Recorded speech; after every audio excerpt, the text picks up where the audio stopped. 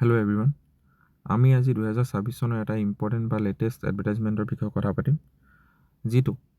19 June 2026 তাৰিখে release হৈছে আৰু দেখা পোৱা গৈছে এইটো পঞ্চায়ত এণ্ড ৰুৰেল ডেভেলপমেণ্ট অসমৰ ফালৰ পৰা এডভাৰটাইজমেণ্টটো ৰিলিজ হৈছে য'ত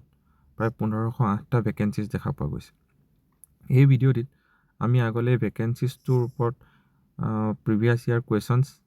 ইয়াৰ ষ্টাডি মেটেৰিয়েল ইয়াৰ চিলেবাছ আৰু ইলিজিবিলিটি ক্ৰাইটেৰিয়াৰ বিষয়ে কথা পাতিম দেখা পোৱা মতে 22/2/2026 তাৰিখৰ পৰা ইয়াৰ অনলাইন এপ্লিকেশ্যন এক্টিভেশ্যন হৈছে এই পোষ্টটো সম্পূৰ্ণ অনলাইন বেছ এপ্লিকেশ্যন হ'ব যিটো আপুনি www.rural.assam.gov.in ৱেবছাইটত গৈ এপ্লিকেশ্যন কৰিব পাৰিব আৰু ইয়াৰ লাষ্ট ডেট দেখা পোৱা গৈছে 22/3/2026 তাৰিখে আৰু এটা ভাল খবৰ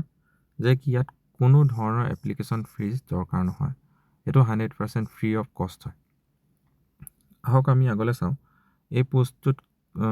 কেনেকুৱা ধৰণৰ কোৱালিফিকেশ্যন দৰকাৰ হ'ব বা ইয়াৰ ইলিজিবিলিটি ক্ৰাইটেৰিয়া কেনেকুৱা আৰু কোনটোত কিমান ভেকেঞ্চিজ আছে দেখা পোৱা গৈছে ইয়াত গ্ৰেডেড ইঞ্জিনিয়াৰ বা এছিষ্টেণ্ট ইঞ্জিনিয়াৰ পোষ্ট অলমষ্ট 291টা আছে য'ত আপোনাৰ বয়স 18 পৰা 40 বছৰ বয়স হ'ব লাগিব ইয়াৰ ভিতৰত আপুনি এপ্লিকেশ্যন কৰিব পাৰিব minimum qualification diploma in civil হ'ব লাগিব এছিষ্টেণ্ট ইঞ্জিনিয়াৰ পোষ্টটোৰ কাৰণে দ্বিতীয় পোষ্টটো দেখা পোৱা গৈছে গ্ৰাম ৰাজহ সহায়ক য'ত অলমষ্ট 464টা পোষ্ট আছে ছেম এজ আপোনাৰ 18 পৰা 40 বছৰ বয়স হ'ব লাগিব ইয়াৰ ডিজায়াৰ কোৱালিফিকেশ্যন হ'ল গ্ৰেজুৱেট ইন এনি ডিচিপ্লিন মানে আপুনি যিকোনো ষ্ট্ৰীমৰ পৰা গ্ৰেজুৱেশ্যন কৰিলে আপুনি এপ্লাই কৰিব পাৰিব আৰ্টছ ছায়েন্স কমাৰ্চ সকলোৰে পৰা আপুনি এপ্লাই কৰিব পাৰিব যদি আপুনি ডিষ্টেঞ্চতো ডিগ্ৰী কৰিছে তেতিয়া আপুনি এইটো এপ্লাই কৰিব পাৰিব য'ত আপোনাৰ মিনিমাম কোৱালিফিকেশ্যন 50% হ'ব লাগিব একাডেমিক স্ক'ৰ 50% হ'ব লাগিব লগতে আপোনাক এখন মিনিমাম 6 মাহৰ কম্পিউটাৰ চাৰ্টিফিকেটৰ দৰকাৰ হ'ব তৃতীয় পোষ্টটো চাওঁ তৃতীয়তে আপোনাৰ কম্পিউটাৰ এছিষ্টেণ্টৰ পোষ্ট ওলাইছে য'ত 291টা ভেকেঞ্চিজ আছে য'ত আপোনাৰ বয়স মিনিমাম 18 বছৰ হ'ব লাগিব ডিজায়াৰ কোৱালিফিকেশ্যনৰ ভিতৰত গ্ৰেজুৱেট হ'ব লাগিব আপুনি এনি ষ্ট্ৰীমৰ পৰা ডিষ্টেঞ্চতো যদি আপোনাৰ ডিগ্ৰী আছে তেতিয়া আপুনি এপ্লিকেশ্যন কৰিব পাৰিব লগত ইয়াতো মিনিমাম 6 মাহৰ কম্পিউটাৰ চাৰ্টিফিকেট থাকিব লাগিব আৰু লগতে দেখা পোৱা গৈছে তিনিটা পোষ্টৰ কাৰণে আপুনি মোবাইল এপ্লিকেশ্যন চলাবলৈ জানিব লাগিব ফ'ৰ্থ গ্ৰাম পঞ্চায়ত কোঅৰ্ডিনেটৰৰ পোষ্টত আছে আপোনাৰ 462টা ছেম আপোনাৰ 18 পৰা 40 বছৰ বয়স হ'ব লাগিব গ্ৰেজুৱেট হ'ব লাগিব এনি ষ্ট্ৰীমৰ পৰা আপোনাৰ 50% স্ক'ৰ মিনিমাম হ'ব লাগিব যদি আপুনি ডিষ্টেঞ্চতো পাছ কৰিছে তেতিয়া আপুনি এপ্লিকেশ্যন কৰিব পাৰিব আৰু ইয়াতো মিনিমাম 6 মাহৰ কম্পিউটাৰ চাৰ্টিফিকেট আপোনাৰ ওচৰত থাকিব লাগিব আহক আমি আগলৈ চাওঁ ইয়াৰ ইলিজিবিলিটি ক্ৰাইটেৰিয়াখিনি ইয়াৰ ইলিজিবিলিটি ক্ৰাইটেৰিয়াত দেখা পোৱা গৈছে ইয়াত candidate must B Indian citizen আপুনি ইণ্ডিয়ান চিটিজেন হ'বলৈ মাষ্ট আৰু ইয়াত কিছুমান এজ ৰিলেক্সেশ্যন দেখা পোৱা গৈছে যেনে ST SCত আপুনি 5 বছৰ OBC MOBC 3 বছৰ আৰু ফিজিকেল হেণ্ডিকেপ 10 বছৰ ৰিলেক্সেশ্যন দেখা পোৱা গৈছে আগলৈ আপুনি কেনেকৈ এপ্লাই কৰিব পাৰিব তাৰ বিষয়ে কিছুমান নোট দিয়া গৈছে য'ত আপুনি অনলাইন এপ্লিকেশ্যন কৰিব পাৰিব rural.assam.gov.in ৱেবছাইটত গৈ ইয়াত কিছুমান ক্ৰাইটেৰিয়া আছে পাছপৰ্ট চাইজ ফটো হ'ব লাগিব য'ত আপোনাৰ বেকগ্ৰাউণ্ডটো হোৱাইট হ'ব লাগিব মোৰ হিচাপত আপুনি এপ্লিকেশ্যন কৰিব হ'লে ওচৰতে যিটো ইণ্টাৰনেট কেফে আছে তাত গৈ কৰিলে ভাল হ'ব আৰু যদি আপুনি নিজে কৰিম বুলি ভাবিছে তেতিয়া এই এডভাৰটাইজমেণ্টটোতে গোটেই পইণ্টছখিনি দিয়া আছে সেইখিনি আপুনি চাই এপ্লিকেশ্যন কৰিব পাৰে আমি আগলৈ আগবাঢ়োঁ ভিডিঅ'টোৰ মেইন টপিক বা most important mode of selection year mode of selection দেখা পোৱা মতে দুখন পেপাৰত হ'ব পেপাৰ 1 এণ্ড পেপাৰ 2 পেপাৰ 1খন হ'ব গ্ৰাম পঞ্চায়ত কোঅৰ্ডিনেটৰ কম্পিউটাৰ এছিষ্টেণ্ট আৰু ৰাজহ সহায়কৰ বাবে আৰু পেপাৰ 2টো হ'ব গ্ৰেডেড ইঞ্জিনিয়াৰ বা এছিষ্টেণ্ট ইঞ্জিনিয়াৰৰ বাবে দেখা পোৱা মতে এই এক্সামিনেশ্যনটোত প্ৰায় 75 মাৰ্কছৰ OMR বেছ এক্সাম হ'ব য'ত আপোনাৰ প্ৰতিটো কুৱেশ্যনৰ 1 মাৰ্ককৈ হ'ব আৰু ইয়াত 0.025কৈ নেগেটিভ মাৰ্কিং দেখা পোৱা গৈছে পৰীক্ষাটো আপোনাৰ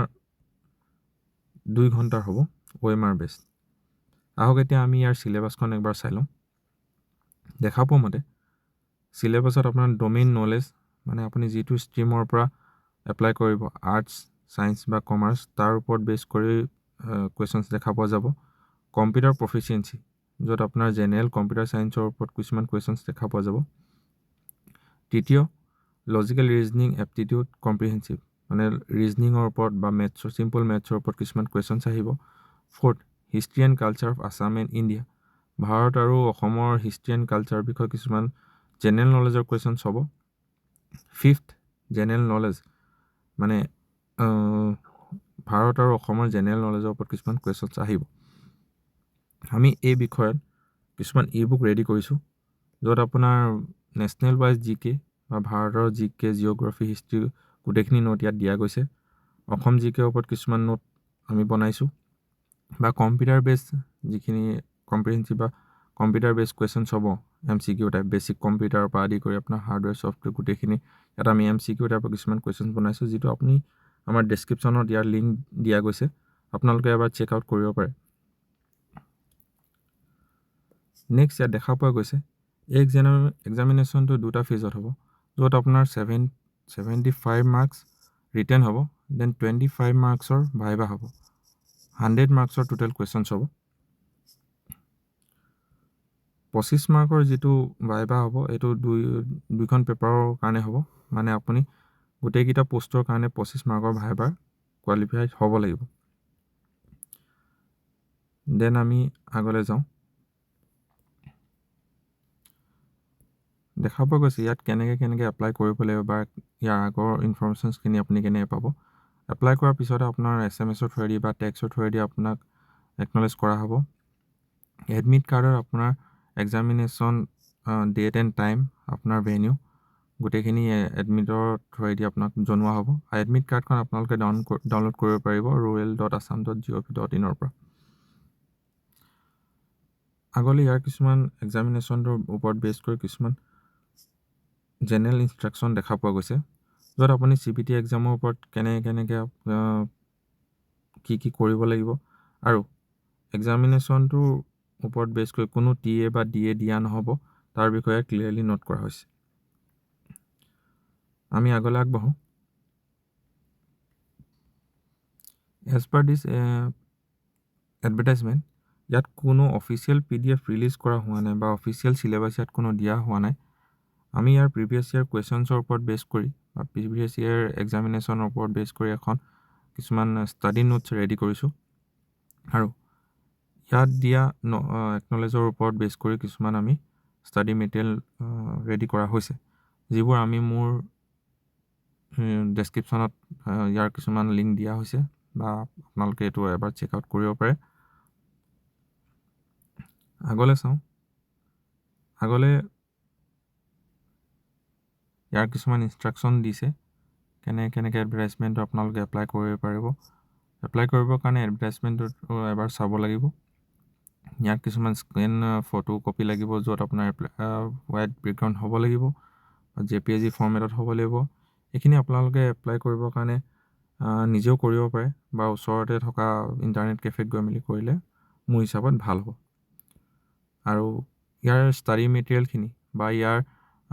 যিখিনি প্ৰিভিয়াছ ইয়াৰ কুৱেশ্যনৰ বিষয়ে যদি আপুনি জানিব বিচাৰে, এবাৰ মোৰ ডেছক্ৰিপশ্যনত চাব পাৰে, ইয়াতে মই কিছুমান ষ্টাডি মেটেৰিয়েল আপলোড কৰিছোঁ। ঠিক আছে, ধন্যবাদ, থেংক ইউ।